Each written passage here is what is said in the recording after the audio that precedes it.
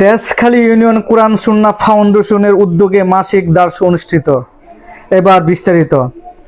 Tejkhali union কোরআন সুন্নাহ ফাউন্ডেশনের উদ্যোগে গত 18 এপ্রিল শনিবার বাহেরচর সালাফিয়া মাদ্রাসা ও মসজিদ কমপ্লেক্সে এক মাসিক দার্স অনুষ্ঠিত হয়েছে। অনুষ্ঠানে প্রধান আলোচক হিসেবে উপস্থিত ছিলেন ব্রাহ্মণবাড়িয়া কোরআন সুন্নাহ ফাউন্ডেশনের প্রধান উপদেষ্টা শায়েখ আতাউল্লাহ বিন জামশেদ হাফিজাহুল্লাহ। তিনি কিয়ামতের আলামত বিষয়ক সংক্ষিপ্ত কিন্তু গুরুত্বপূর্ণ আলোচনা পেশ করেন। তার বক্তব্যে আখিরাত সচেতনা ও দ্বীনের প্রতি গুরুত্বারোপ করা হয়। দার্স শেষে অংশগ্রহণকারীদের জন্য 10 নম্বরের একটি সংক্ষিপ্ত পরীক্ষা অনুষ্ঠিত হয়।